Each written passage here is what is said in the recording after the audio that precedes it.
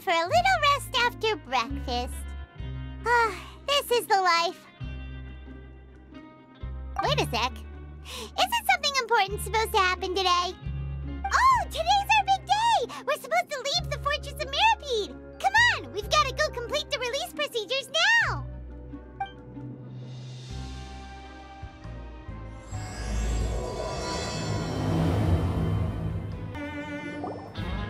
Please, sign here. This document will be effective immediately upon signing, and you two may exit the Fortress of Maripede via the regular channels. It's been so long since we've been to the surface. Let's hurry up and... Huh? What's happening?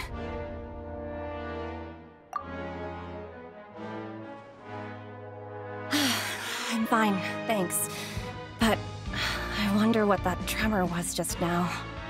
Let's go ask the Duke. Your Grace? Ah, good to see you two. Is there something you wish to see me about? Yeah, what was with that earthquake just now? Ah, that. The tremor didn't originate from the seafloor. In fact, it seems it came from the surface. Over the years of serving as the warden here, I have developed a sense for distinguishing between what occurs on the surface and what occurs underwater. Besides, the seal that Monsieur Neuvillette set in place won't fail so easily. So the fortress is okay? If you recall our last incident, if there really were a problem, there would be crowds of inmates in a panic right now. Huh, you've got a point. Okay, seems we need to get back up to the surface and ask about what happened. By the way, do you know what day it is today? I believe today is this month's pipe cleaning day. Wait, seriously? Ah, yes. Have you completed your release papers? Yep. It's you two. Are you leaving now? That's right! Today is our last day in prison! But now that Paimon says that, it doesn't feel like we were confined here. It's actually been pretty nice. Oh yeah, Paimon feels fond of this place now. Then be sure to come back and visit. I'll miss you. If you've signed the release papers, then you're free to go. The guards will escort you out. You're not going to see us off? I knew you'd ask. All right, sure. Let's go. Well, you actually agreed. No worries, you must be busy. Paimon was just joking. Ah, so you do have a polite side, I see. After being down here for so long, I imagine you must feel like you're lacking companionship. Shall I come along too? Yeah, don't worry, we'll come back to see you. Paimon really likes the cafeteria here. The chefs sure do know how to make good grub. I hope you won't be here as convicts the next time I see you. We'll do our best to stay out of trouble. Well, it seems our work in the Fortress of Maripede is finished. That's the end of another chapter in our journey. And since Neuvillette was the one who asked us to come here, we should probably go report to him now. Next up, the Palais Mermonia. You're going to see Monsieur Neuvillette? Please pass on our kind regards. I'm sure just your regards will do, no? I believe it would be the polite thing to do. You're right. I've heard the Palais has been terribly busy these days. Tell him that I hope he hasn't been overwhelmed by the recent string of troubles. The Palais Mermonia sure is buzzing with activity today. Halt! Huh? Oh, it's you two. Apologies. Monsieur Neuvillette did say you'd be welcome at any time. Excuse me, would you mind helping me take a look at this report? I'll be right there. Sorry, I've got my hands full here. You can see yourselves in. Everyone's so busy. Seems a lot has been happening.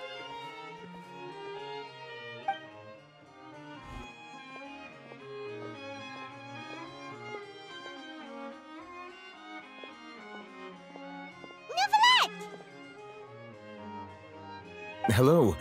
You've come at the right time, but you'll have to wait for just a moment, as there are some urgent matters I must tend to first. In the meantime, please, have a seat. If you'd like to have something to drink, let the Melusine outside know.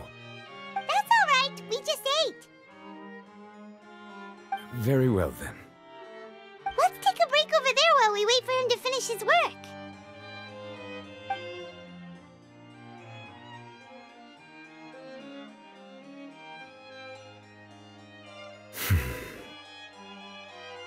All right. That should wrap things up for now. Are you done with your work? Yes, sorry to keep you waiting.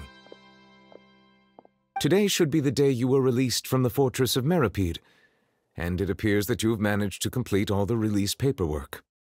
That's right, and we came here to see you right away.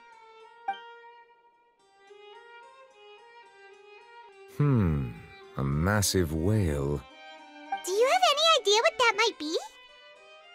Judging from your description, that cannot have occurred in any ordinary waters, but rather something like the primordial sea.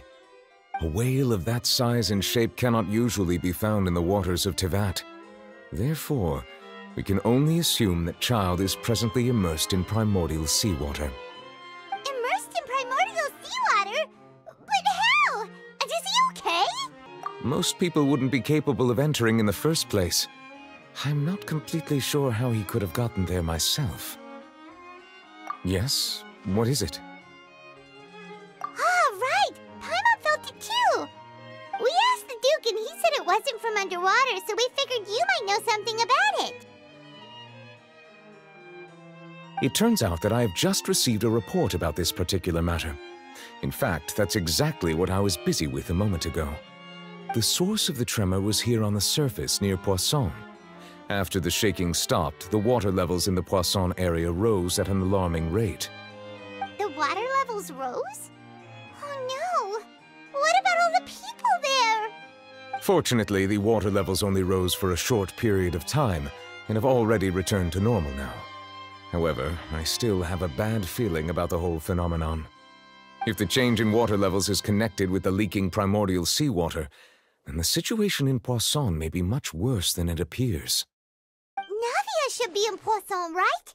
We need to go check on her! I would also like to go there as soon as possible, but I'm afraid I can't leave just yet. We must immediately formulate disaster prevention plans for the surrounding coastal areas to avoid potential catastrophes. I'll have to ask you two to go to Poisson first. I'll meet you there to check on the situation once I've finished things here. There's no time to lose! Let's get going! Please be careful.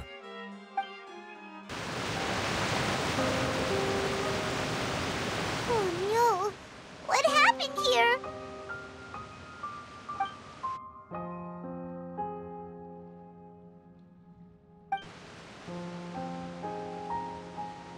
Navia should be around here, right?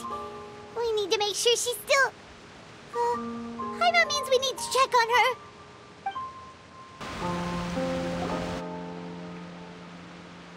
We haven't seen a single soul all the way here. Oh, this is getting scary. What will I ever do now? Look, there's someone on the roof over there. Just stay put! We're coming up! Watch your balance! All right, just hurry!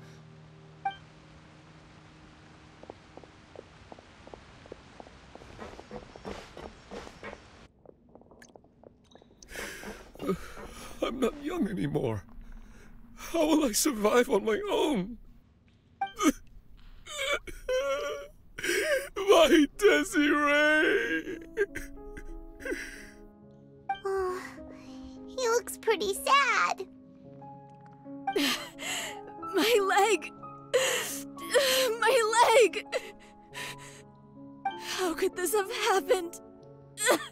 It hurts! Just hang in there. Help is on the way. You can hold my hand if it makes you feel better.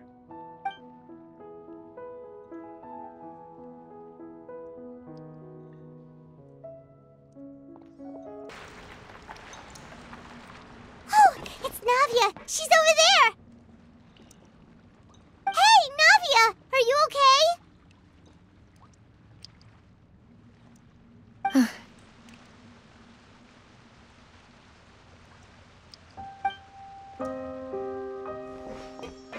You're here. We heard there was a situation in Poisson, so we came as quickly as we could. Yes. As you can see, the water level suddenly rose.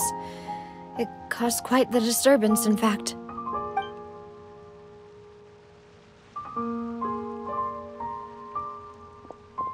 Demoiselle! There was a wounded resident next to a building southeast of here.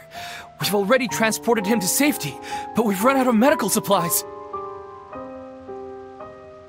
He's wounded? How badly? He fell, so it's probably a broken leg. He's pretty shaken up. When the water level rose, he desperately climbed up to the roof. Once the water receded and he saw the ground, he became terrified and eventually... He jumped down then. Find the leader of Squad 1 and tell him to take the wounded resident to see a doctor. He should know where to go. Understood. I'll take over his search and rescue mission in the meantime. All right. You'll be in charge. I'm sorry. Where were we? The situation in Poisson? Right. Allow me to explain. A little earlier, we suddenly heard a loud noise. At first, everyone thought that something might have exploded in the waterways. But before we knew it, water started pouring out from everywhere. The rushing water seemed a little odd, almost like the unique color of primordial seawater. Some people didn't realize the danger and thought it was just ordinary water, leaking from somewhere. Everyone on the street who happened to be close to the water didn't have a chance to escape. As the water levels rose, they suddenly disappeared. They were all dissolved.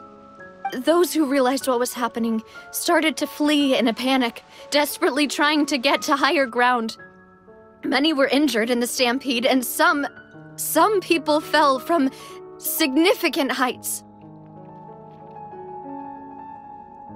The Spina di Rosula initiated rescue operations as quickly as possible, but there have been a lot of casualties. Fortunately, the water began to recede after some time, and the chaos came to an end. The water that flooded the area contained primordial seawater, so the lower levels of Poisson are still hazardous. To ensure everyone's safety, I've asked the people there to leave as soon as possible. No one knows if this could happen again. All we can do for now is try our best to help evacuate the residents. We still haven't completed the head count, but we'll have some numbers soon. How awful. And all of this just came out of nowhere. It was quite frightening indeed. I only wish that everything that just happened was a bad dream. Is there any way we can help, Navia? Thank you for being so willing to help in a moment of crisis like this. You don't know how much it means to me. I really can't express how grateful I am. Don't say that, Navia. That's what friends are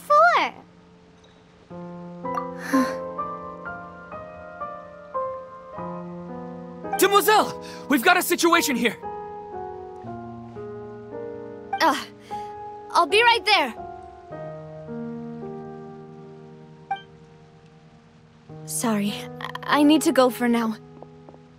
And off she goes. Seems it might be a while before she can take a break.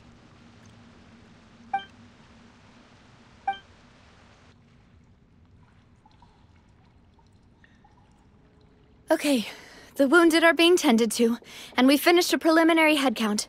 More support has just arrived, so I suppose I finally have a moment to focus on my own matters. Of course, we should remain ready for anything, and continue doing our best to rescue others. I'll be sure to have everyone at the Spina di Rosula ready to render assistance. Traveler, Paimon, would you two accompany me to my father's grave for a moment? Huh? Right now? Thank you.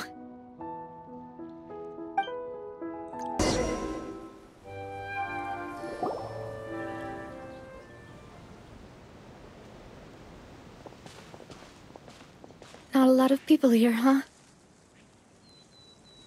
Well, given the time of day and the whole situation in Poisson, Paimon doesn't think there'd be a ton of people here visiting graves.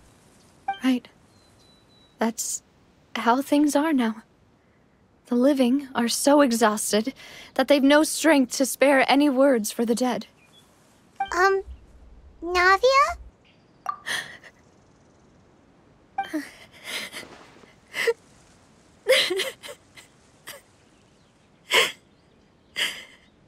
Navia, what's wrong? Sorry. I just... Malus and Silver... They won't ever come back here again.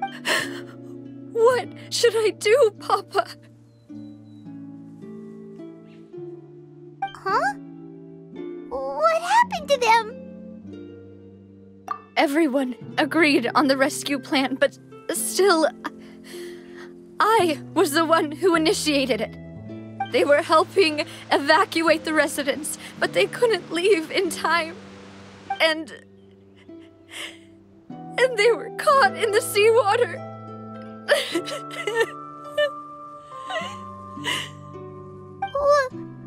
What should we do? I've known them for so long. And I know they weren't afraid. But I could at least hold a funeral for my father. And I know where he rests. But as for Malus and Silver, they're just... gone. I just can't...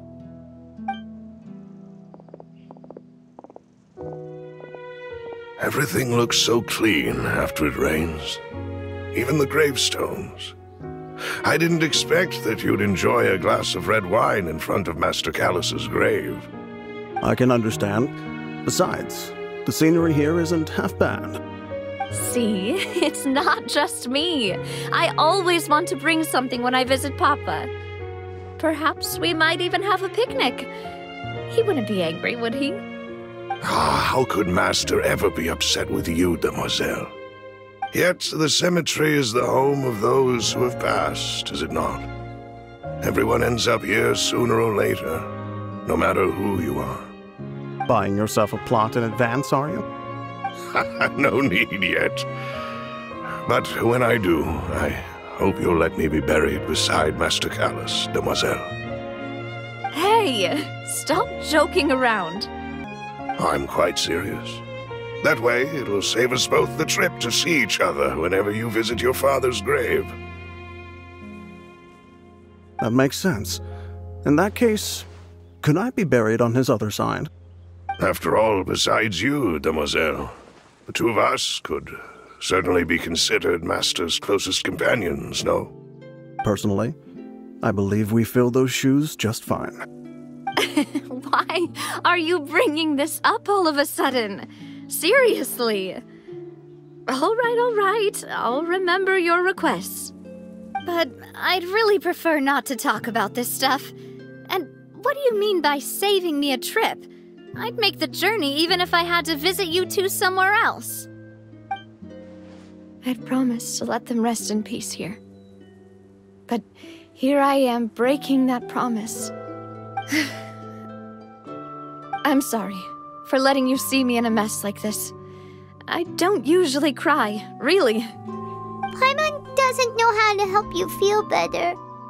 But, well, she understands how you feel. I had always thought I could make my wishes come true. But now that I think about it, that never solely relied on me. Many things can only be accomplished with someone else's help. Malus and Silver have helped me so much. But by contrast, I could do nothing for them. I'm so sorry. You can spend as much time as you need here, Navia. We'll stay with you. Thank you. Right now, you don't know how much that means. By the way, you can have a look at this. It's a list of victims from the incident that took place here. Obena, Khan, Burnett, Giverny, Francine, Karina, Daisy Ray, Joinville, Julianne, Esson, as well as Malus and Silver. So, everyone else is safe. But still... It's okay. I know what you're thinking. And you're right. We lost Malus and Silver. But we were able to save more than we anticipated. The overall outcome indicates that the cost was worth it. Right! Don't think that way, Navia. One person might be saved at the expense of another, sure, but that isn't something we should ever consider a trade. Malus and Silver were not the price for saving anyone. They're heroes. You're right. Thank you, Paimon. What you said just now was pretty amazing, actually. I'll remember your words. Oh, really? Seems you've become more eloquent in the time since we last met. The knave? What are you doing here? Is everything going well on your side? Yes, my people are carrying out the mission according to your request. All the residents of Poisson have been evacuated, and we're preparing to relocate them to higher ground. As for these supplies, we have everything taken care of. There is no need to worry. Thank you very much. Wait, do you two know each other? We just met recently. Right, Miss Navia? Usually, I would call this a coincidental encounter. But that doesn't quite fit this time. Besides, it never even crossed my mind that a Fatui Harbinger would come looking for me. Thanks to the Knave, Spina di Rosula received generous support from the Fatui, which allowed us to complete the rescue and evacuation work so quickly. Mutual aid is essential to fostering positive developments.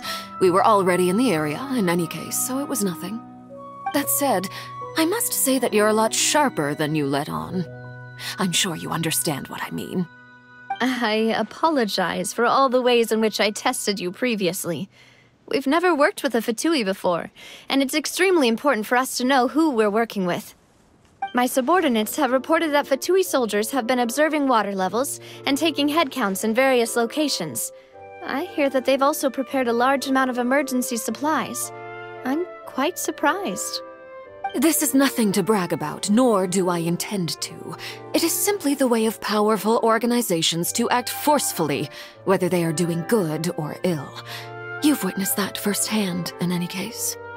As I've told this traveler before, I know of the prophecy, and I intend to prevent the impending disaster.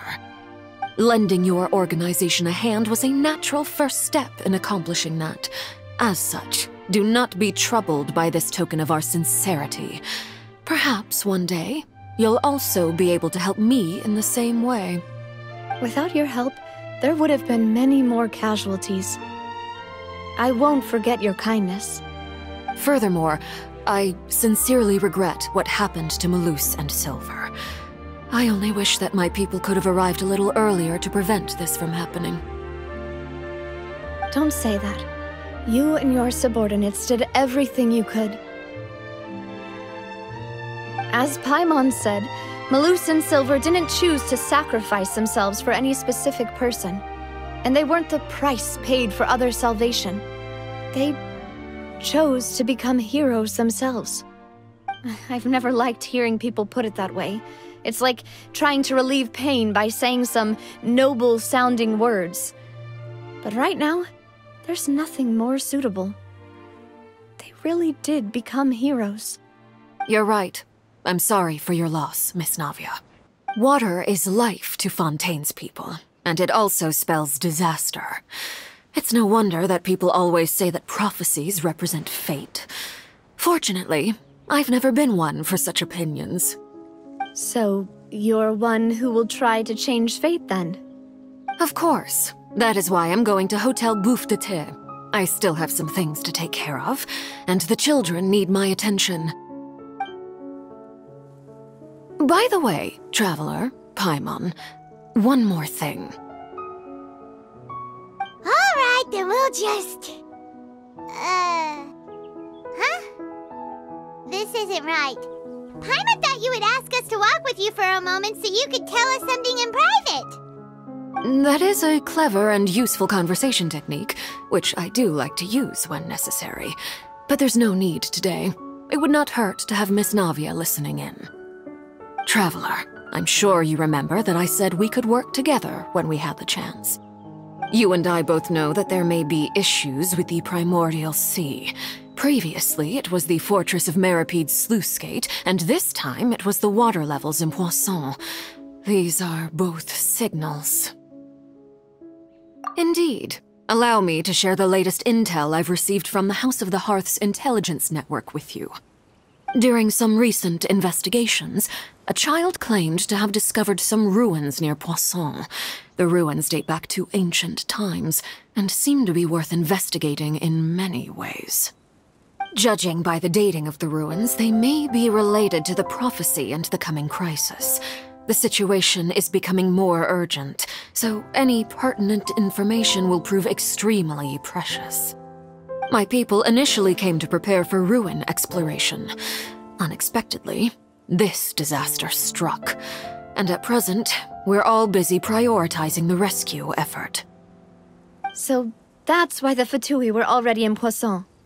I wanted to take the children along, but unfortunately, Linny, Lynette, and Fremine have all been dispatched to higher ground to assist affected residents. Linny told me that outside of the house, the person they trust most is you. Which is why I want to give you this task. The House of the Hearth's members see each other as family, but Linny, Lynette, and Fremine said that they also see you as such, even though you are not from the house. I'm sure you already understand how earnest they consider their friendship with you to be. Oh, that somehow makes Paimon feel kinda happy. The intel I just shared about the ruins could fetch a high price. But since the children consider you family, it's only natural that I freely share it with you. Got it! So all we gotta do is go to some ruins, right? We can handle that. Excuse me, but may I tag along? You wish to join, Miss Navia? But are you sure you're up to exploring some ruins? You need to rest. Well, I'm sad, yes. But I can't just go back and plop myself into a chair by the roadside and do nothing. There's no point in being depressed while we still have a disaster on our hands. As my father's successor, I must live up to the hopes he had in me. Besides, I'm also doing this for myself. I need something, a distraction, to keep my mind off Malus and Silver.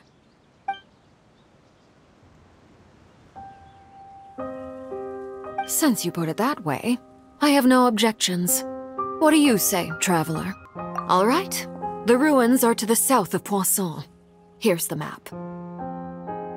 Okay, the three of us will handle it. Come on, let's pack up and get going. So, are these the ruins the knave was talking about? Whoa, talk about old. They seem to be pretty ancient, all right. Let's go in and have a look. Just be careful.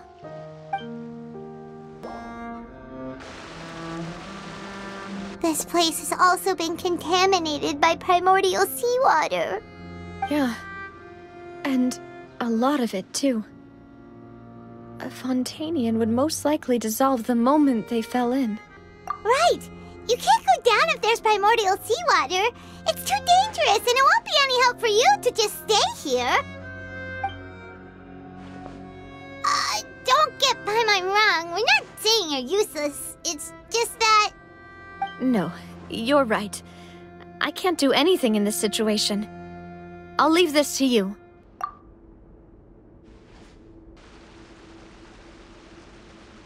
That complicates things.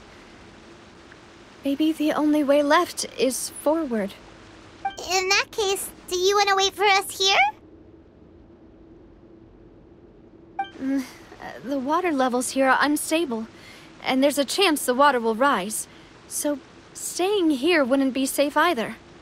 I'll go together with you. Perhaps we'll find the exit just up ahead. All right. Come with us for now then, but please be careful. Wait, there's something wrong with this bridge! Run!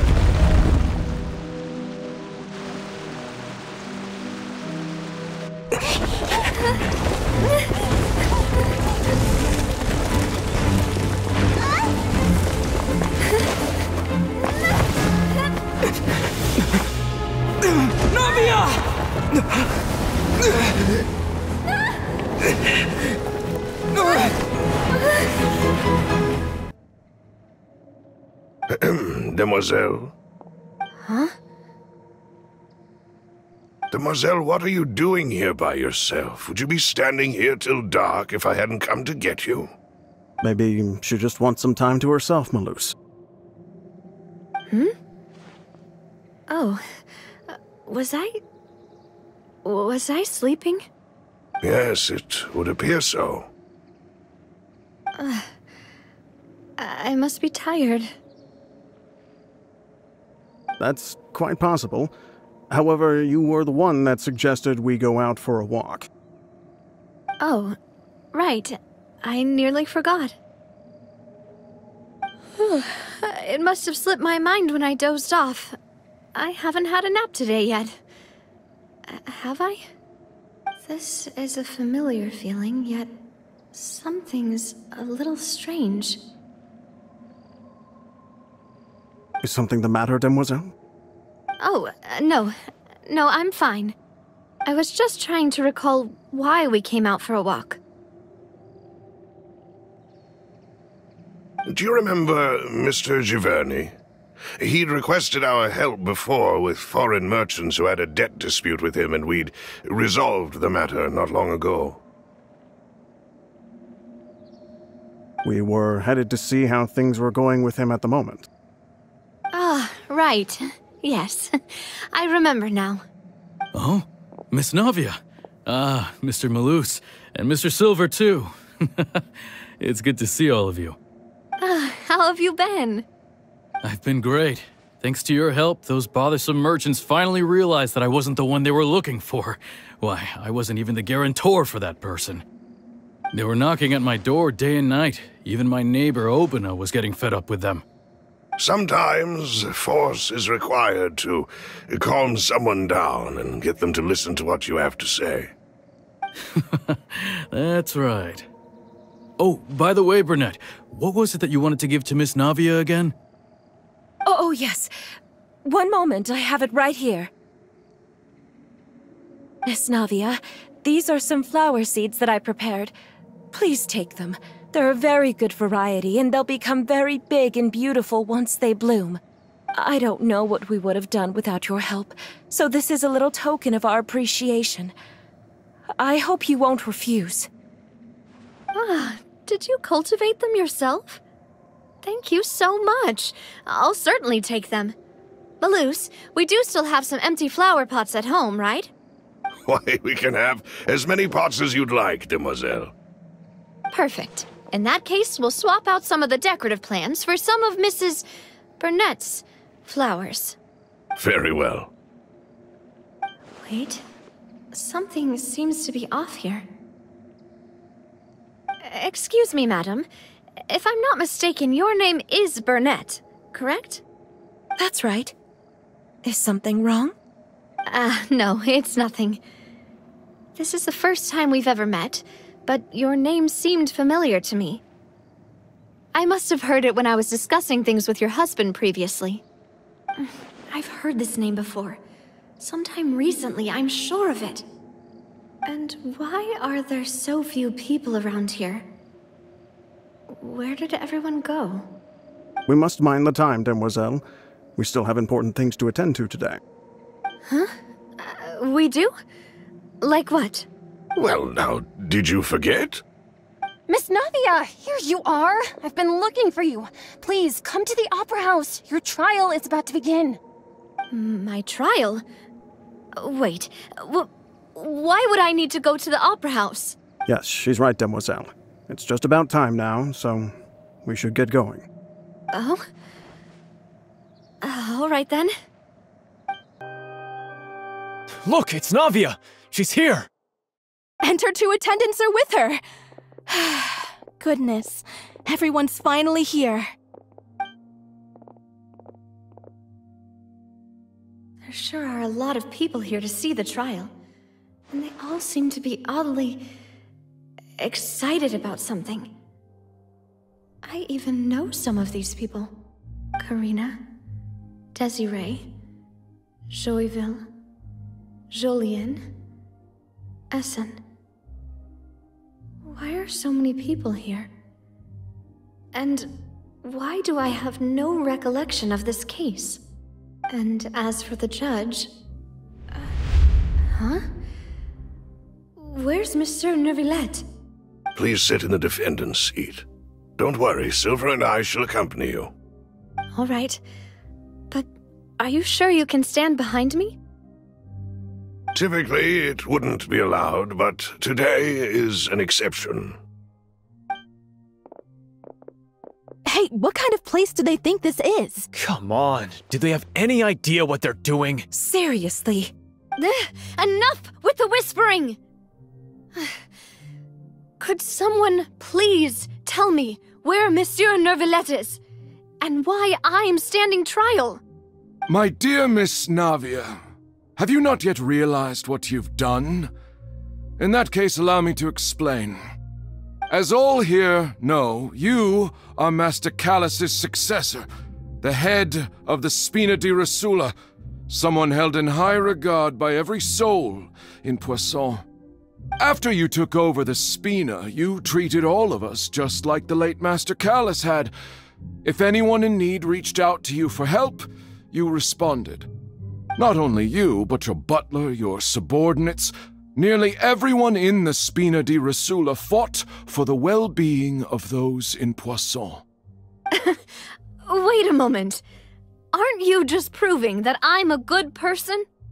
Yes, correct. Absolutely right. And that is why you stand accused. You have helped so many people get through so many difficulties. You are one with us. We are inseparable. We are one big family, all of us who are from Poisson, inextricably linked. And with you being so important, we couldn't possibly do without you. Therefore, this fair and honorable court shall declare you guilty, and you shall stay here. You will be together with us forever. Huh? What are you saying? Everything you have said is correct. I have indeed done a lot for my hometown, and I would be willing to be with you all, but what is the purpose of having me stand here like this? What is there to discuss? Ah, well, if that's what you think, then I have no further comments. How wonderful, Miss Navia!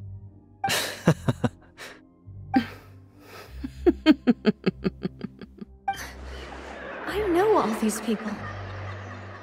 Why are they laughing?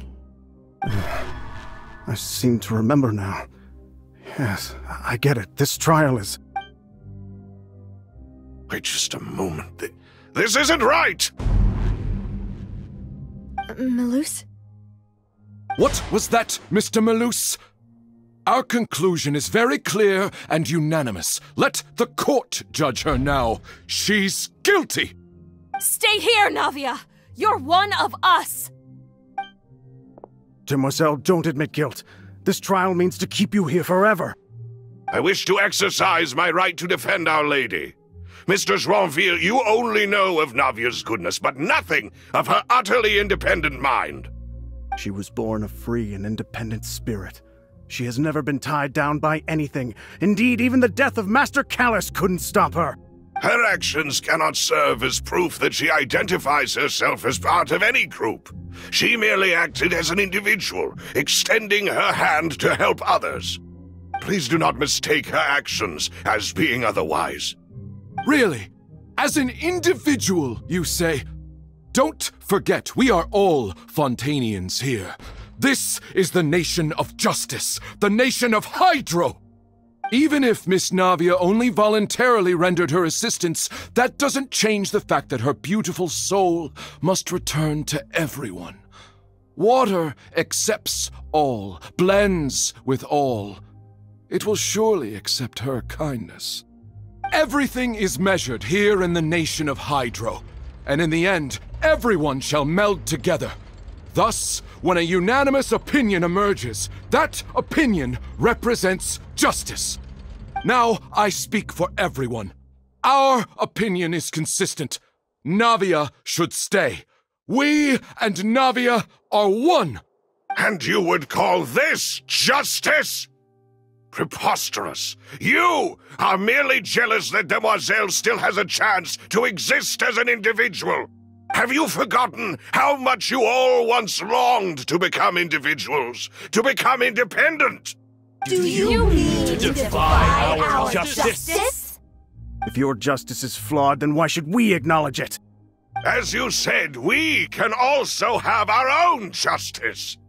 Silver and I shall defend Demoiselle, and that is how we will enforce justice.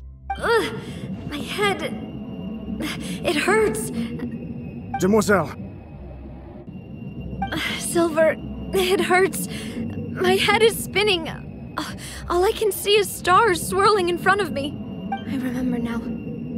Everything that seemed odd from the very beginning. Karina, Desiree, Joyville, Jolien, Essen, and Mr. Giverny and Mrs. Burnett, who we met earlier.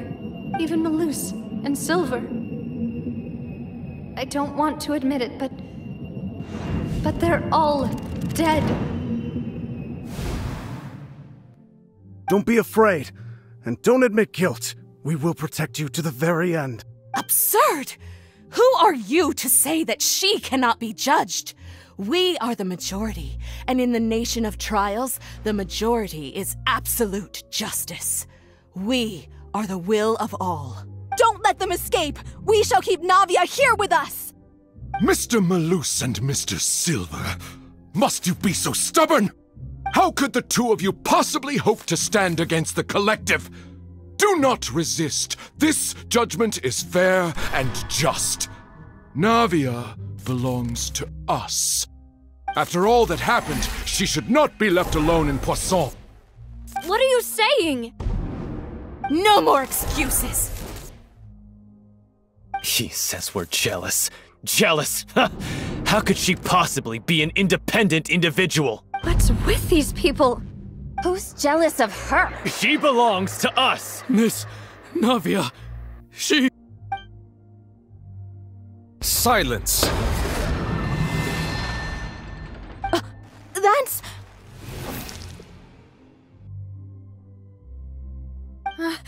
Monsieur Neuvillette! Such commotion is prohibited in the court. The accusations you just presented are nonsense and cannot constitute a proper trial. The court will adjourn for the rest of the day. In this, I shall hear no objections from any unauthorized party.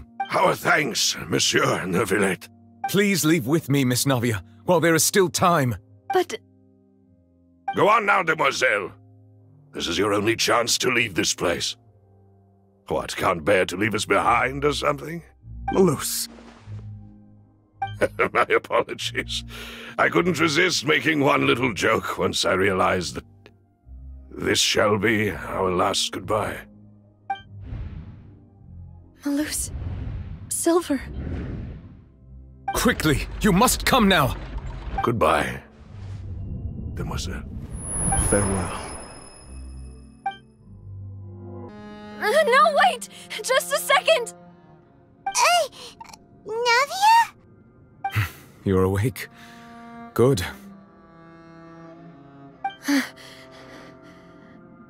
I must have been dreaming. Malus and Silver were still alive, and they were defending me at some insane trial. It looks like you're all right. Did all the sad feelings cause you to have a nightmare? Paimon could give you a hug. The ruins you were exploring suffered a cave-in. When I arrived, I found you falling toward the water. You were just about to be dissolved within, but I... What is it? I think I saw 2 Oceanids protecting you. It was only for a moment, perhaps even a fraction of a second, but they gave me the chance to retrieve you. Were it not for their intervention, I would not have been able to rescue you before your consciousness dissipated. Wait, did you say Oceanids? You mean like what happened with Vache? Perhaps those 2 Oceanids were the people you saw in your dream. I always told them that they didn't have to protect me. To think that they'd keep doing so even after death. Please come with me.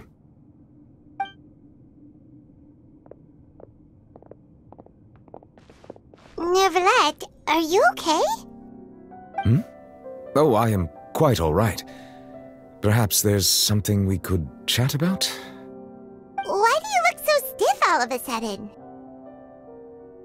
Oh, Paimon knows. You're the type who feels awkward when there's nothing to talk about, right? I merely thought that we should give Navia some time to herself. Huh? Why didn't you just say so then? Don't you think it's even more awkward to call us over like this and then have nothing to talk about? I suppose so. Ah, Sigewinne. I hope all is well with her these days. Her work in the Fortress of Meropide has not been too much for her, has it? No way! Don't worry. She's doing fine down there. She's an amazing head nurse. I see. Well, that is good.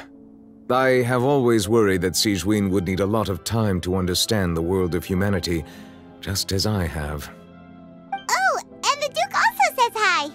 Even though Sigewinne made him do that. He hopes that you haven't been overwhelmed by all that's happened lately. Thank you. I have indeed been busy lately, and I also hope that everything is going well in the Fortress of Meropide. He still doesn't know what to talk about. Let's chat about something else then.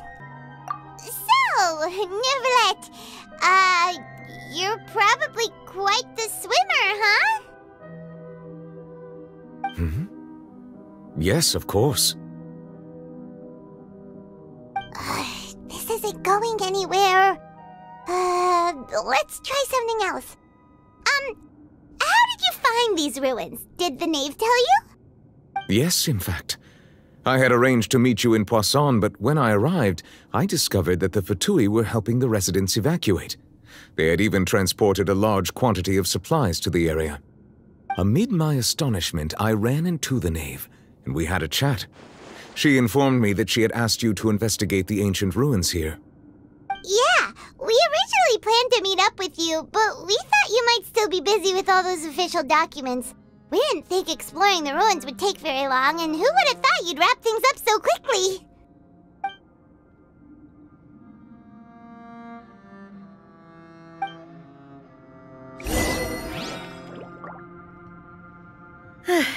I'm sorry to have kept you all waiting like that. I'm feeling much better now. I guess we should get going again. Will you come with us, Monsieur Neuvillette? Yes, if you wouldn't mind my company. All right! Another one joins the party! Let's get going then!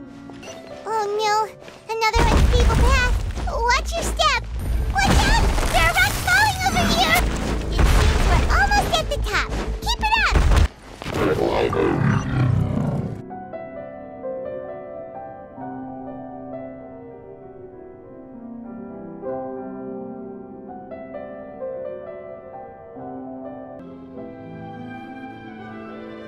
Looks like we've reached the end. This is the place. There should not be any other hidden spaces in the vicinity. The path sure had some twists and turns, but it turns out that this place isn't actually that big.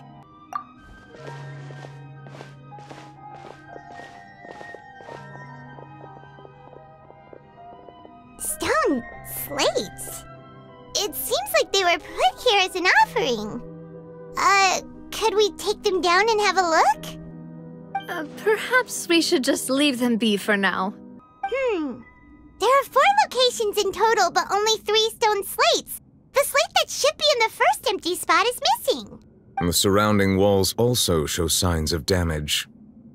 There's something written below. Let Paimon see. Reason dictates that this nation be destroyed. I shall record the history of its future here in its past. Say what? It feels like someone left these slates and these words here for a purpose. But does he mean that Fontaine should be destroyed? That would fit the circumstances dictated by the prophecy, yes. Indeed, the slate's contents correspond to it. Take the second slate, for example. There's a person kneeling here. She seems so dedicated. And there's a whole bunch of other people behind her doing the same. She's facing this... what is this? Some kind of island in the sky? And is that Lady Farina in the third image? Did the Hydro Archon fall into the water? And is that a ring of people around her? Paimon doesn't quite get it. Are they all in the water? The fourth image. I know this one. This exactly matches the content of the prophecy. The people will all be dissolved into the waters, and only the Hydro Archon will remain, weeping on her throne.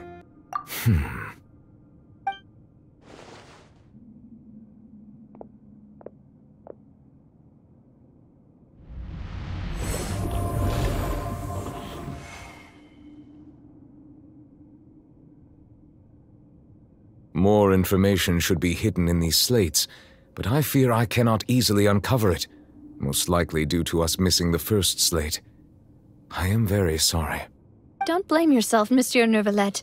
Deciphering ancient stone slates isn't one of your duties. Ooh, Paimon's getting the chills just looking at these slates. This says that it's the history of the future, right? That means the prophecy's sure to come true. I really hope it doesn't mean that. Still, Paimon feels like these images are kind of weird when you look at them together.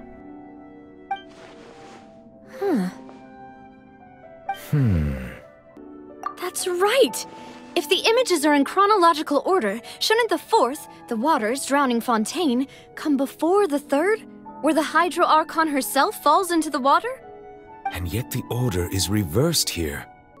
If we go by timing, Lady Farina only emerges in the third image.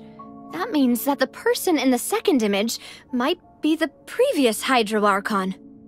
Egeria, then. I had never met her, but her appearance here does match the records. The previous Archon kneeling before the floating island in the skies, as if confessing a sin. Did she herself commit that sin? And if not, why would she be in such a posture? Also, I'm still wondering why these ancient stone slates are here at all. Judging from their contents, could this place be the origin of the prophecy? Does that mean that someone, or some people, once saw these slates? But who would have created these slates and left these words here? It seems that any further clues will have to come from Farina. In that case, there's no time to lose. There's nothing else to be gained here, so let's head back first. Yeah, we better get somewhere safe for now.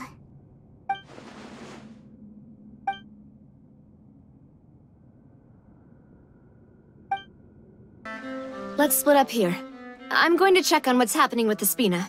You know how it is. There's some things you just need to be there for yourself. You still have energy for that, Navia? Paimon's already beat. Just head back to the Fluvsandre and have a rest then. Thanks for keeping me company all this time. I'll depart as well. Thanks for your hard work today. Rest well, everyone. Traveler, I will go talk to Farina tomorrow morning to ask about the stone slates. I'm sure that you're concerned about this matter as well. If you have time, drop by my office. I will share the results of our discussion with you. Are you really gonna talk to her about this directly? Will that be a problem? Paimon's getting a little scared now that it's come to this. She has long been harboring secrets and will not give them up easily, which makes it all the more my duty to ensure that she understands the present situation. Alright, we'll leave it in your hands then. You're probably the best person to talk to her anyway. I will be carefully considering my words tonight. Traveler, Paimon, our safe house at the Fluvsandre is always open to you, as ever. So please don't think you're an imposition. Alright, I'll be on my way then.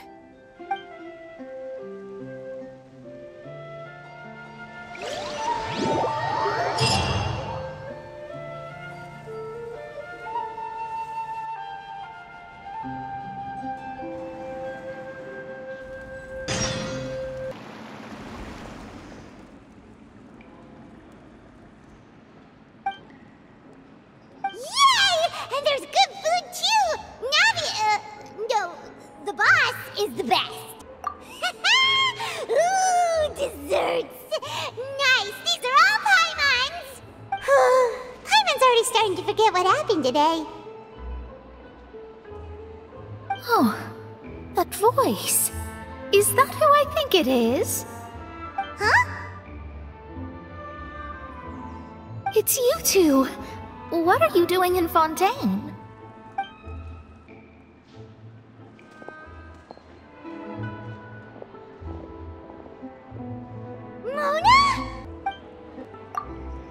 Seriously, nobody just uses a scry glass whenever they've got time to just see who they'll meet on the road.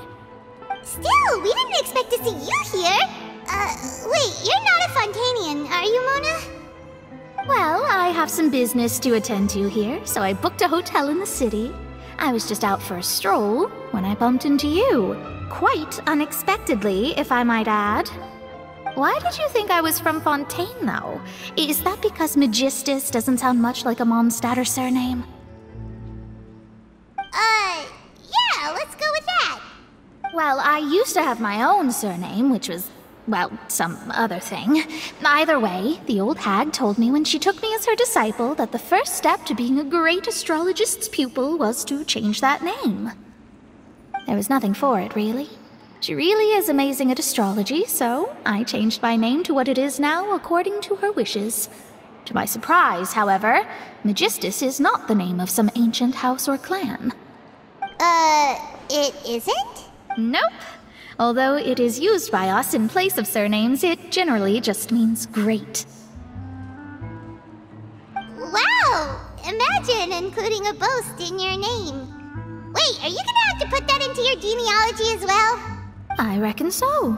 In any case, I'd give my disciple a name like this as well, if I were to take one.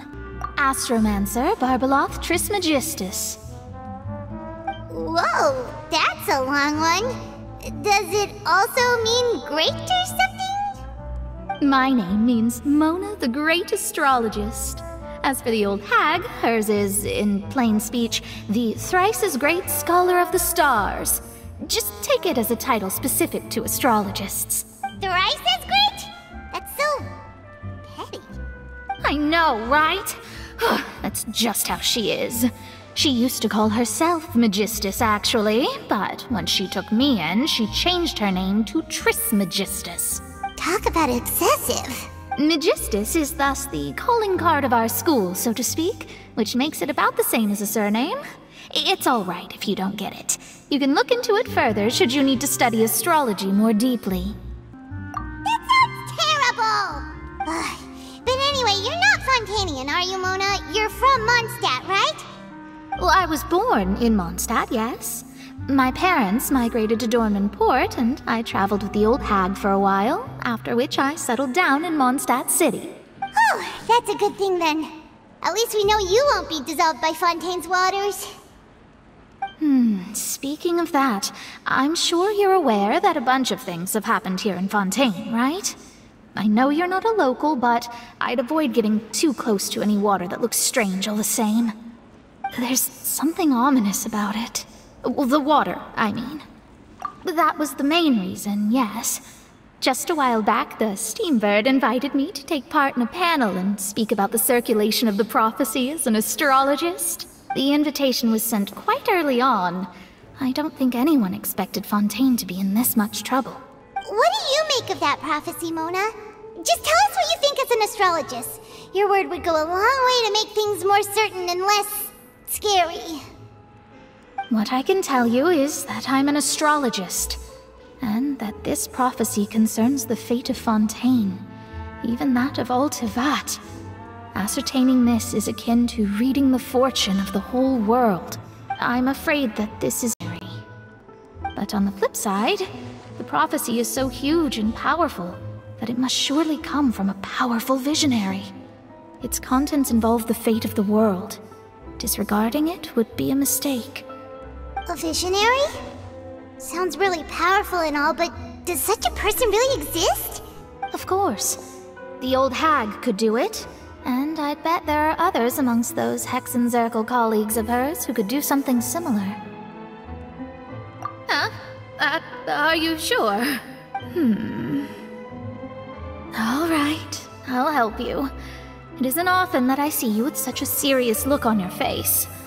I'll tell you once I hear back from her. Thanks, Mona! You're amazing as always! Oh, well, this is something only I can do after all. So yes, your praises are quite welcome. That's the greatest of astrologists for you! Of all the people we know, you know the star's the best! Indeed, indeed. That's the spirit. Oh, sorry. I came to see what all the commotion was about. If there's anything you need, do not hesitate to inform the Spina di Rosula. Oh, whoops. Guess we were getting a little too carried away there.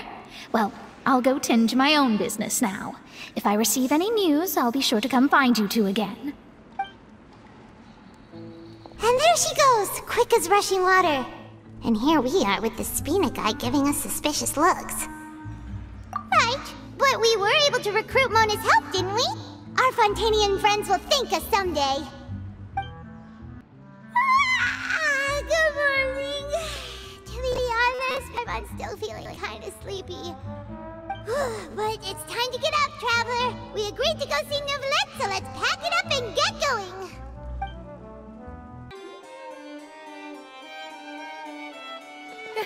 You're here! Finally! Is something wrong? Monsieur Neuvillette and Lady Farina, they seem to have gotten into a dispute. Please go see for yourself.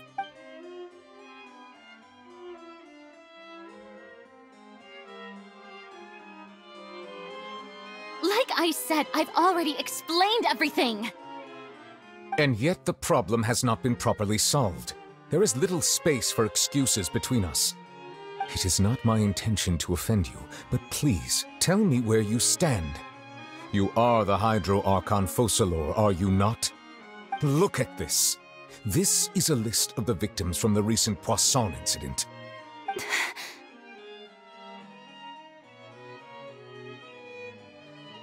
You mean...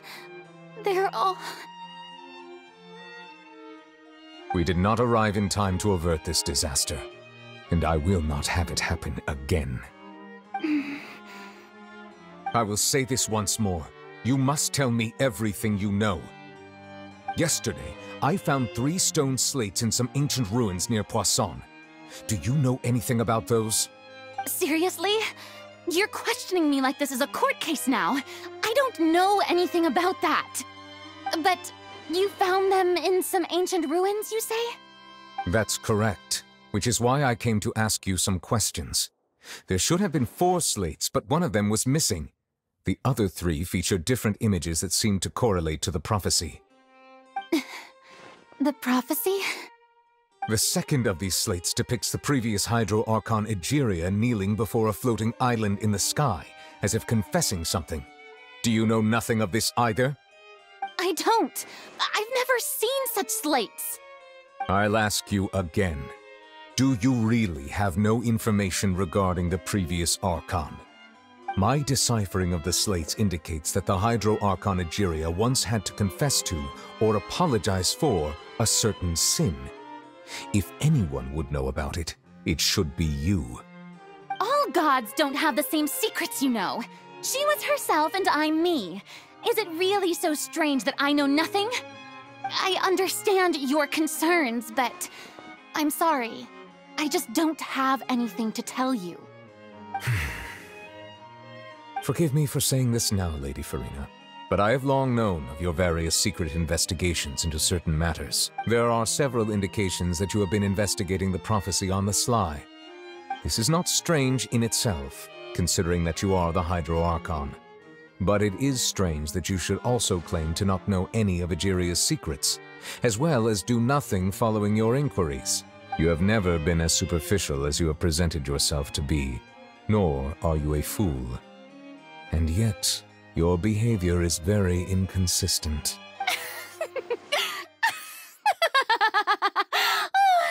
So you've been watching me all this time, have you? I didn't think you were that type.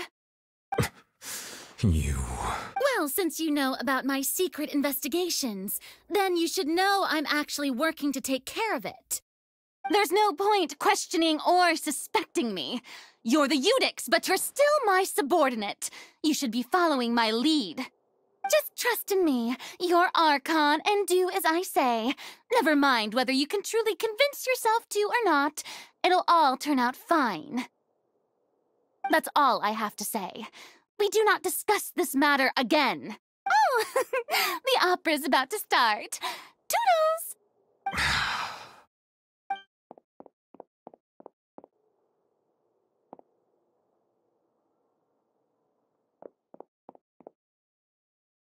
Did Farina not notice us standing by the door? Wonder what's up with her. She was smiling. She didn't seem in the mood to care if we were listening in or not. I assume you've been outside for a while now? Oh! You noticed! Seems Farina didn't even realize we were here. She was in a great panic, though I cannot discern the reason. Our discussion reached impasses time and again, a state of affairs that we cannot allow to continue. Still, I do not understand. Dialogue is the basis for understanding, so why did she keep refusing to engage? Everyone in her inner circle has noticed that she is hiding some secret. The issue is her attitude. I fear that she will not reveal anything unless absolutely forced to. We may have to create a situation in which she will have no choice but to speak. Oh? Like what? Normally, people will only reveal the truth when standing trial. Perhaps we must have the Hydro Archon experience just such a scenario. But Farina's seen so many trials, and she's really good at dodging questions. How do we make sure that she won't just slip away at the first chance she gets? We will need to consider this thoroughly, join forces with various parties, and then do what we can. If at all possible, I would prefer to recuse myself from this affair, but we must prevent the prophecy from coming to pass. This may be cruel to her, but all Fontaine is in crisis. The information a god possesses is too precious, and so we must take a chance on this. But who will lend us their aid to do such a thing?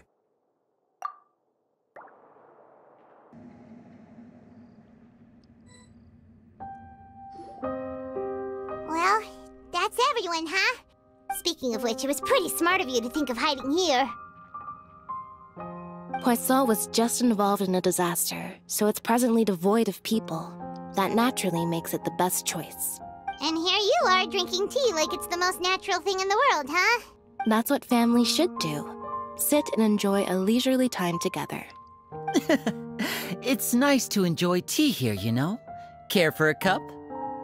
Lend me your ears, everyone. Or perhaps one of you might like to start us off. How about you, friend? Me? No, I don't think I can. Then, How about you, good sir? I fear that I will cause the mood on this boat to become as somber as it is in court. Well then, I guess we're lucky we've got a local like me to organize things. Wonderful, the spotlight at last. I guess I'll be facilitating things from here. That was a little long-winded, don't you think? Oh, you might be right. Anyway, to cut to the chase, our friend here, the Traveler, has brought us together to discuss something. As for what that is, well, let's start by saying that we'll be pooling our efforts together to create a series of traps. Oh, how intriguing. Well, it's just an expression, really. One that I just learned from Chlorand, and used on the spot. So, let's invite her to explain in detail. A round of applause, please.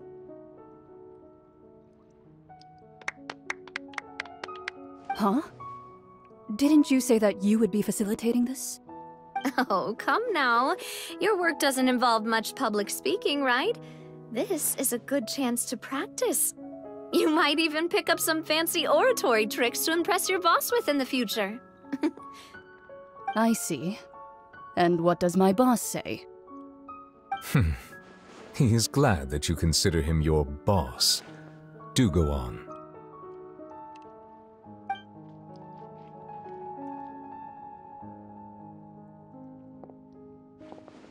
In that case, do any of you have experience hunting? Not that I recall. Fremine and I once used a wooden stick in a basket to catch wild rabbits when we were younger. As for Lynette, oh, right. You were sick that day, weren't you? I've also gone diving to catch some fish before. Does that count? I'm afraid not. You may or may not have heard, but Fontaine once played host to a group known as the Marechaussee Hunters. Though that was their name, they did not hunt animals, but rather various monsters left behind by the ancient dynasty of King Remus. Today, Fontaine's monster population has already thinned greatly, so the hunters have blended back into society, taking up arms in other lines of work.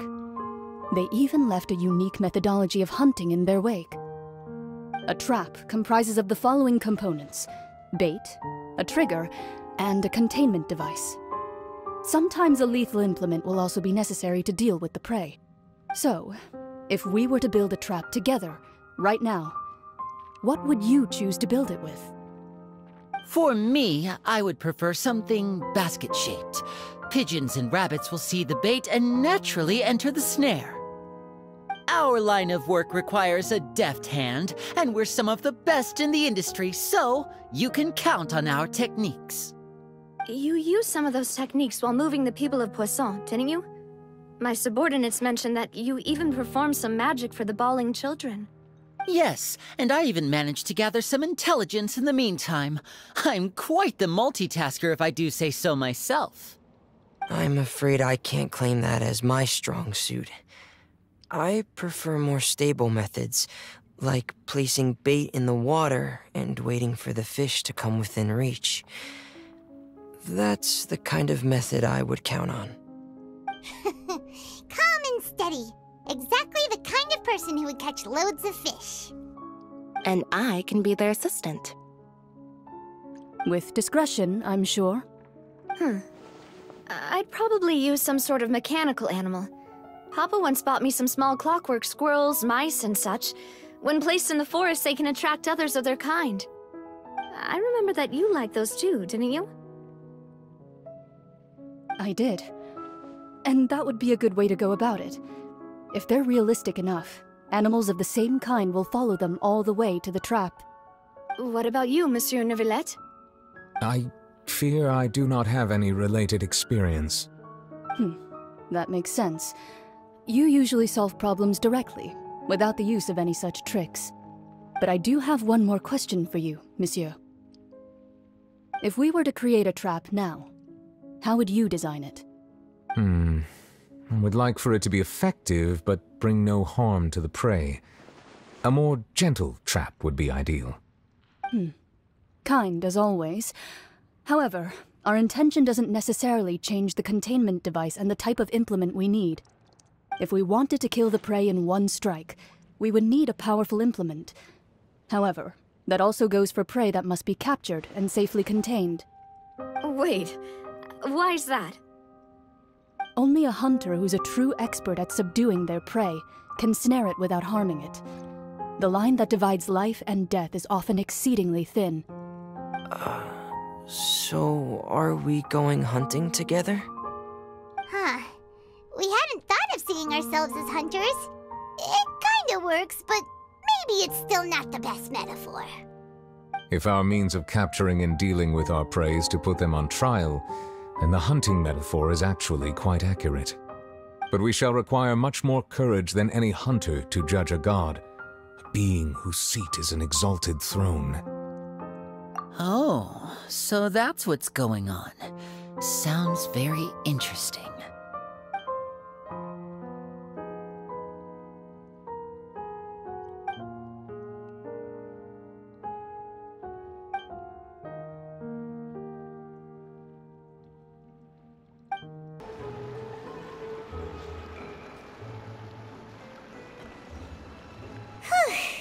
It's been a tough few days, hasn't it? So much has been happening. Paimon didn't think the meetings would go on for so long, but everyone seemed pretty fired up, huh? Paimon thought they'd be at least a little frightened. Well, Fremine was, now that Paimon thinks about it, but everyone else just looked a little surprised. Well... It's hard to say. Paimon doesn't have any experience with this sort of thing. But with you around, Paimon sure will do great. After all, you're the most reliable person in the world, aren't you? Did you just pour some tea? Paimon didn't notice you doing that at all. Then what's that? Paimon's never seen that cup before. Don't be frightened. I'm just joining you two for tea. I merely refrained from saying anything till now. Who's that voice? But there's no one here. Ah, have you forgotten me already? Wait, you are familiar. You're the voice we heard from the sky in Sumeru. The voice from the sky, I fear that description is wrong. Though, not completely wrong. You're feeling lost now, just as you were feeling previously. I sensed that confusion and thus came to you. Guiding people is an irresistible hobby of mine, after all. Consider me a passerby, just accepting a commission from my friend's disciple on a whim. The prophecy. Yes, what has been prophesied will be fulfilled. You may view such things as the history of the future. What? Then is there any way we can stop it? I believe you have witnessed a failed attempt with your own eyes. Can everything in Tevat so easily be changed? Ah, so you've caught on. Just as prophecies are usually only the future as seen from the perspectives of the gods, could things be happening in hidden corners where the gods' gaze does not fall? Are the things that you shall see different from the fate that the gods perceive? What is she talking about? It all sounds really impressive and important and stuff, but it also sounds kinda scary. I believe that you understand, right? Some things are insignificant, but others you must reach out to change. Ultimately, fate shall serve as your only guide, no matter what will happen in Tevat's future. All you need to do is to play your part. This was good tea, by the way. Thank you for your hospitality. Well, that'll be all for today. The voice. It's gone.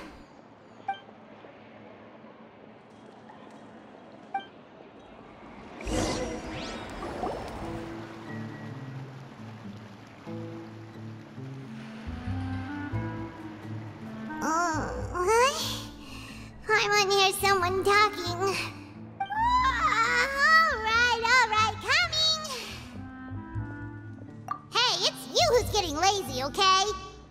Well, I see I've walked in on some lively banter. Fine, just fine. I went to take part in that Steambird panel. It turned out to be more interesting than I expected. Not all Fontainians are pessimistic about this. One journalist mentioned that sitting around and waiting for the end to come would be wrong, and that they should make their own rescue preparations. I agreed, so we had a brief chat with her.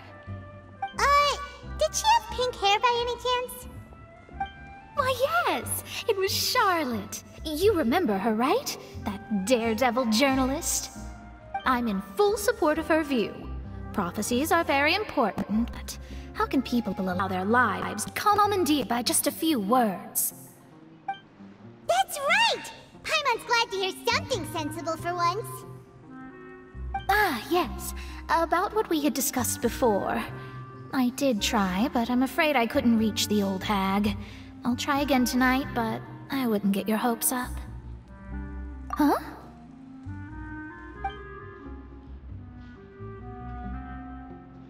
Goodness gracious. Are you serious? She said that even the god's gaze has blind spots. Pretty bold if you ask Paimon.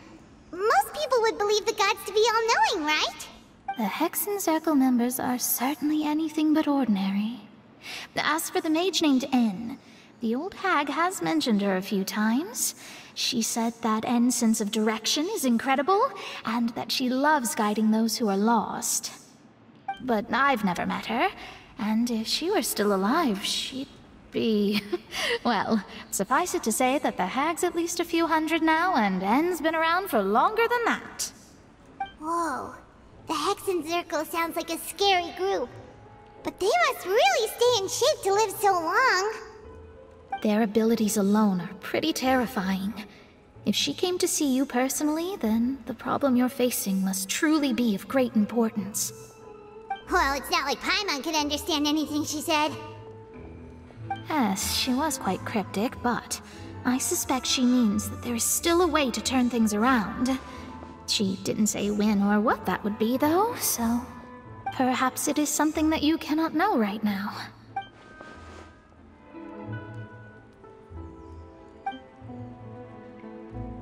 Traveler, Paimon, are you two all right? Oh, we're fine. We're just a little down right now. It kind of feels like the end is coming, you know? I see. I feel that same sense of desperation, too. I guess you could consider me someone who has often witnessed fate. So far as I have seen, it cannot be swayed.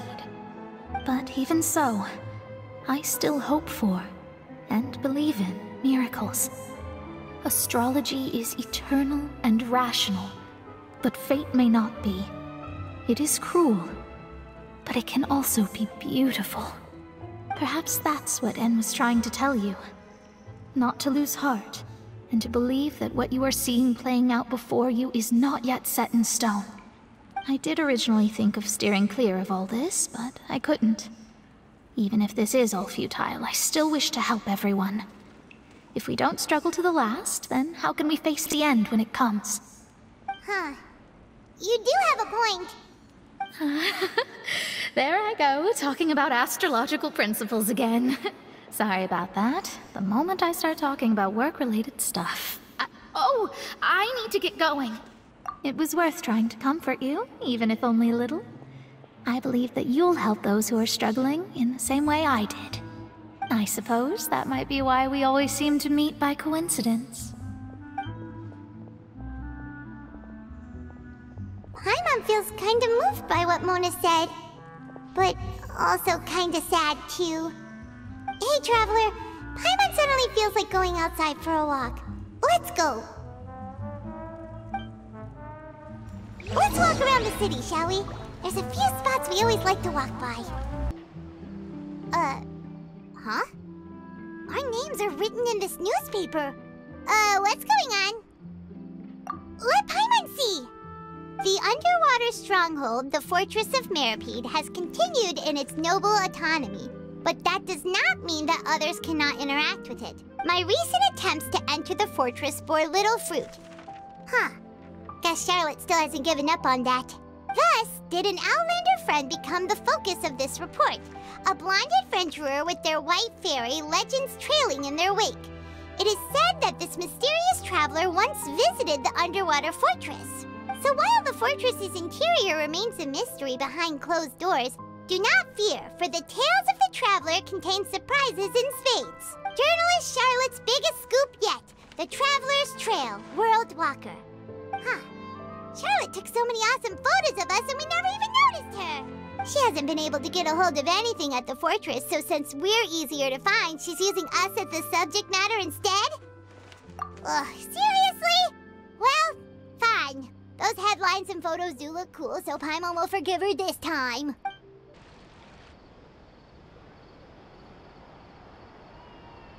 We're here! Paimon's hungry. Should we go in and get something to eat?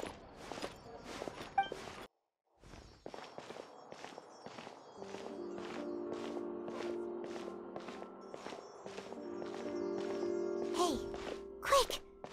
Look! That's the limited edition only 16 slices a day cake! It was so delicious the last time we tried it! Despite the tense situation we were in, let's give it another go. Paimon's sure it'll be great! 1 slice of cake, please. Someone showed up after all! Oh, wait, you're the one from the Palais Mermonia. Oh, are you here to buy cake too? It seems Monsieur Nervalette was right. You really can eat. Wait, did he really say something like that? That's right. Even he has his own preferences when it comes to food. As for me, I love the cake and coffee here. Do you come here often? Usually every day. Every day? It's part of my daily schedule, apart from work. I shall have my cake and coffee. Then what if someone told you one day that this place would be closing soon, and you wouldn't get to eat cake here anymore? What would you think? But why would it close? Well, Paimon doesn't know either, but maybe the waters will rise tomorrow. You know, like in the prophecy. Oh, the prophecy. To be honest, I haven't paid much attention to that. No, still, even if there'd be no more cake tomorrow, that wouldn't keep me from having some today. No, it's the same for eating in general. You might not be able to eat tomorrow, but if you can do so today, then you should carry on. That's what people call living, you know. Huh. Don't be sad. Excuse me, could I have 2 more slices of cake to go? These 2 slices are for you. Sijuin said that this kind of expression you're making is what humans call being sad. Oh, you know Sijuin? I sure do. She was born before me, and she sometimes comes to the surface to teach us things about humans. She said that humans are creatures that are saddened easily, yes, and you can only lift their spirits by feeding them delicious food. So please try the cakes here. I've got something else to do, so I'll be going now. You two try to stay in a good mood after eating, all right? Bye.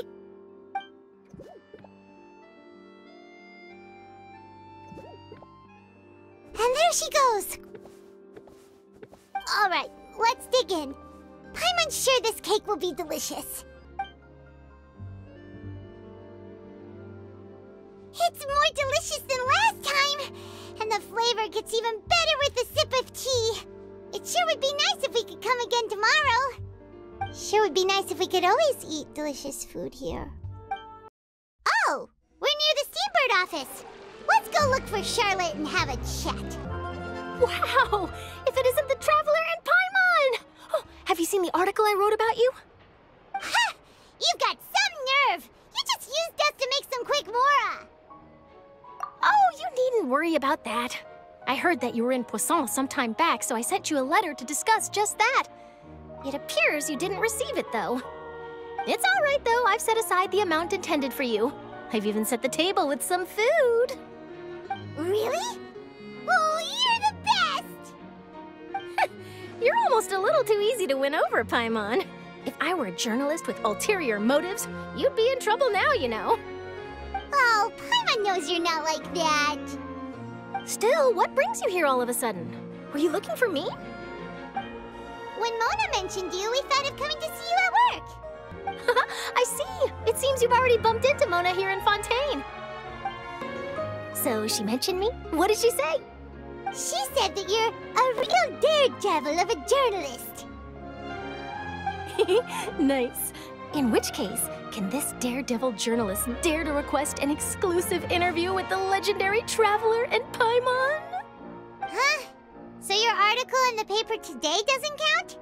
Oh, of course it doesn't. That was more like live photography. What I'd like to do is dive deeper and ask you to talk about the things you've seen and experienced. Yeah, are we even qualified enough? Why not? If I say you're worth an interview, then you're worth it. But not right now, of course. I'll need a few days to prepare. Oh, in that case, we'll just chat when you have the time then? Oh, so that's a yes? Ooh, splendid! I'll tell the editor-in-chief immediately. I'll have to apply for lighting, a venue, some props, and... Whew, so much to get done now. Talk to you later. Wait, Charlotte, Paimon's still got a question for you. And what's that? If, just for example, Fontaine were to be flooded tomorrow, what would you do today? Huh, that's the prophecy you're talking about, isn't it? I mean, I do hear about it often, but I've never once thought that the day could be tomorrow. If you're seriously asking, then I might try and think of a way to leave Fontaine. Oh, but I'm still a journalist first and foremost. That means I have a duty to be reporting from the scene. And secondly, I wouldn't forsake my homeland that easily. From what I've seen, most people don't know what they'd do should the worst come to pass. In truth, it might be better just to behave like normal rather than worry over such an end. So in all likelihood, I'd probably still be prepping at the office for that interview of ours. I know what you're thinking. That sounds a bit sad, but I've always believed that it's best to do what you enjoy. Just think about it. If this nation really were to be suddenly destroyed tomorrow, but I still successfully finish an exclusive interview with a truly unique person, then the story I would wind up writing would truly be timeless. And then do you know what I'd do? Well, I'd write that story, send it for printing, and use messenger pigeons to get copies out to the various nations as soon as possible. I'm not a dreamer, nor am I a workaholic, but I do love my job, and I'd be proud of leaving such an article behind. I guess you could say that I was born to be a journalist. But anyway, that's my answer. And on that note, I'll get back to my preparations. That's so nice.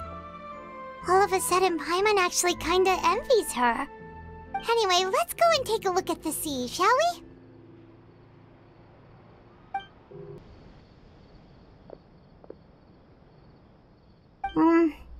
Paimon's been thinking. If it wasn't Fontaine, but all of Tevat that would be destroyed tomorrow, where would we go and what would we do? No, Paimon should ask, if you could choose, what would you like to do?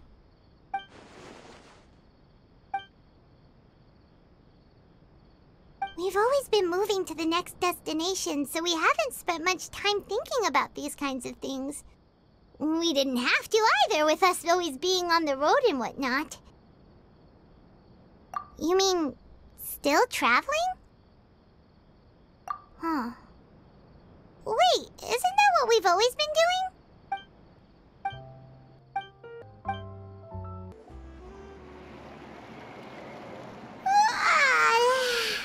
Feels like you'll grow mold if you stay here long enough. But it's still better than the Fortress of Masquerade, that's for sure. It's not only damp there, but salty too. Ah, so the two of you are still here. Wonderful. Oh, you're from the Palais Mermonia, aren't you? Yes, I'm Isadora. Monsieur Nervillat sent me to look for you two before. I heard that afterward you went to the Fortress of Masquerade. Not at all. I'm well aware that you're friends of his. Actually, I'm here to pass along a message from him. Yes, inside the Opera House. The Marechaussee Phantom has declared the incident a small-scale riot. A riot? Well, that said, I don't personally think it was that serious. Lady Farina was watching a performance at the Opera House, and while she was resting during an intermission, some other audience members suddenly started harassing her, loudly accusing her of doing nothing about the prophecy crisis. And before she could respond, others started to join in. The crowd continued to grow, and protests against the Hydro Archon started to break out. So people have started to put the blame on Farina. Guess they finally found an outlet for the pressure they've been under due to the prophecy. I agree. People will naturally rely on gods, as is customary. But the moment people feel threatened, gods are also the first to be blamed. So what happened after that? Is Farina okay? Seeing that the situation was spiraling out of control and that further argument was pointless, she claimed that she'd gotten tired of this and left in a hurry. The Marechaussee Phantom had their hands full maintaining order and did not catch where Lady Farina had gone. Only when things had stabilized did we realize that she had gone missing. So, you mean she's still missing? That's right. The Marechaussee has dispatched many people to search for her, but we don't have any leads yet. That said, I don't think there's much to worry about. She is a god after all. Even if she were to fall into the hands of rioters, what could ordinary people do to her? Good. Monsieur Nervillet sent me to tell you about the situation, but he didn't say anything else. Don't worry, this is more than enough to go on. Thanks for keeping us informed. Ah, is that so? Well, all right then. In that case, you two take care. I'll be heading back to the Palais now.